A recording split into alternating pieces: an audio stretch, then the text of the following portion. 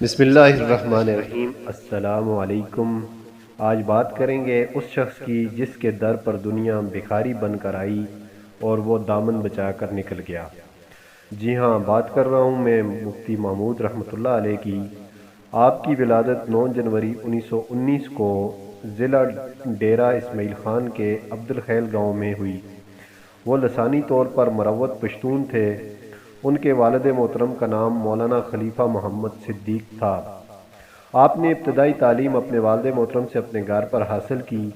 ان سے فارسی اور عربی کی ابتدائی کتابیں پڑھیں۔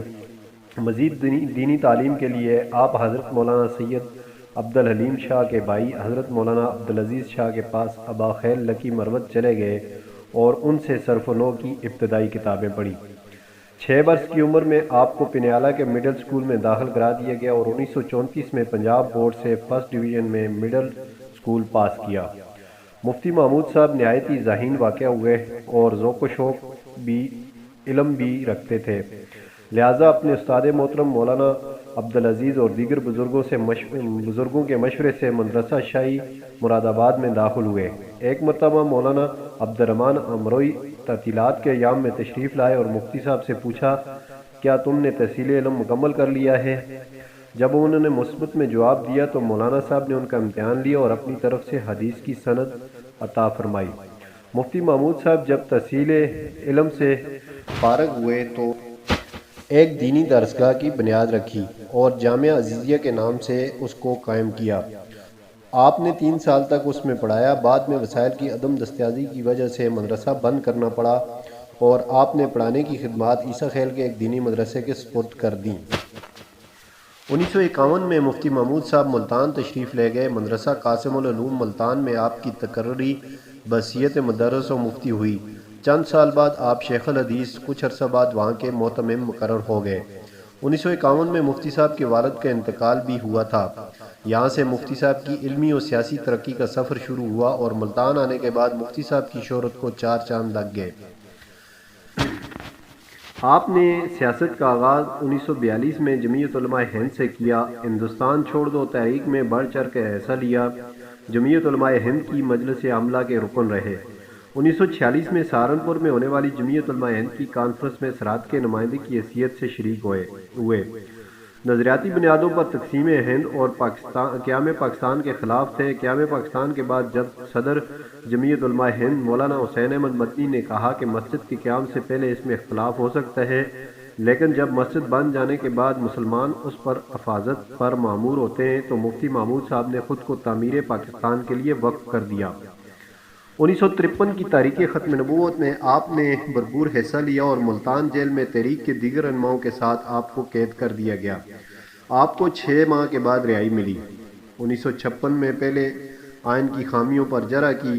1958 میں ایوب خان کے امرانہ آرڈیننس پر سیاسی و قانونی بنیادوں پر مسترد کرتے ہوئے نقائص کو واضح کیا۔ 1961 میں آپ والدہ کی شفقت سے محروم ہو گئے۔ 21 اپریل 1962 کو پہلی مرتبہ ڈیرہ اسماعیل خان کی واحد سیٹ پر انتخابات جیت کر بھاری اکثریت سے قومی اسمبلی کے ممبر بنے۔ 1970 کے الیکشن میں مفتی محمود نے 13,000 ووٹوں سے ذوالفقار علی بھٹو کو شکست دی تھی۔ سال 1970 کے انتخابات کے بعد وہ مولانا شبیر احمد عثمانی کی قائم کردہ جمعیت علماء پاکستان کے مرکزی ناظم عمومی بنے۔ وہ پاکستان پیپلز پارٹی اور نیشنل عوامی پارٹی کے ساتھ اتحاد کا حصہ بھی رہے۔ 1 مئی 1972 کو وہ صوبہ سرحد موجودہ صوبہ خبیر پختونخواہ کے وزیر اعلیٰ منتخب ہوئے۔ قلیل مدتی دور حکومت میں کارآئے نمایاں سر انجام دیے اور دور رس فیصلے کیے۔ 1972 میں آپ نے وزیر اعلیٰ سرحد کے عہدے کا حلف اٹھایا تو چیف سیکرٹری رہائش کے لیے گیسٹ ہاؤس منتخب کیا اور مفتی محمود سے گزارش کی کہ انگریزوں کے دور کا فرنیچر اور سامان تبدیل کرانے کی کوشش کریں، مگر مفتی صاحب نے فرمایا، اے اللہ کے بندے، یہ تم کس چکر میں پڑ گئے ہو؟ میرے اپنے گھر میں تو کوئی ٹوٹا پھوٹا صوفہ بھی نہیں۔ وزارت اعلیٰ کے حلف اٹھانے کے بعد شراب بنانے، رکھنے اور بیچنے پر پابندی عائد کر دی گئی اور آپ کی سب سے بڑی خوبی بر وقت نماز کی ادائیگی تھی۔ ایک مرتبہ بہت بڑا مجمع آپ کے ساتھ جا رہا تھا کہ اذان ہو گئی اور اسی وقت تمام لوگوں کو روکا اور نماز پڑھوائی۔ ایک پولیس اہلکار سے کسی نے پوچھا کہ آپ نے وضو کیا ہے؟ تو پولیس والے نے جواب دیا کہ جب سے مفتی صاحب کے ساتھ ہیں ہم پہلے ہی سے وضو کرتے ہیں، کیونکہ ہمیں پتہ ہوتا ہے کہ ہر حال میں مفتی صاحب نے ہم سے نماز پڑھانی ہے۔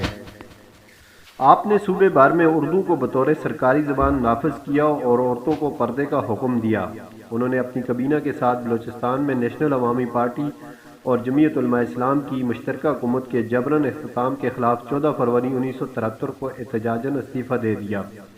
1973 کے آئین کی تدوین میں آپ کا نہ صرف عام کردار ہے بلکہ اس پر آپ کے دستخط بھی موجود ہیں۔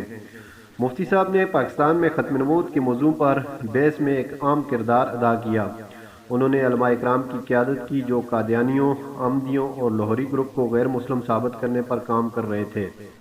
قادیانی لیڈر مرزا ناصر سے 11 دن اور لاہوری فرقہ سے 7 گھنٹے اسمبلی میں مناظرہ کیا۔ تمام علماء اکرام کی مشترکہ جدوجہد سے 7 ستمبر 1974 کو قادیانی کافر قرار دیے گئے۔ حضرت مولانا مفتی محمود صاحب کا شمار ایسے علماء میں ہوتا ہے جنہوں نے پوری زندگی علوم دینیہ کی خدمت کی اور تحفظ ختم نبوت میں گزاری۔ وہ اپنے عہد کے مفسر، محدث، مدبر، عالم، باعمل سیاستدان اور فقیہ تھے۔ آپ کی پوری زندگی قال اللہ و قال الرسول میں گزری۔ 14 اکتوبر 1980 کو کراچی میں حج کے سفر کے دوران جامعہ بنوریہ میں فقہی مسائل پر گفتگو کرتے ہوئے اپنے خالق حقیقی سے جا ملے۔ آپ کو اپنے آبائی گاؤں عبد الخیل پنیالہ ڈیرہ اسماعیل خان میں دفن کیا گیا۔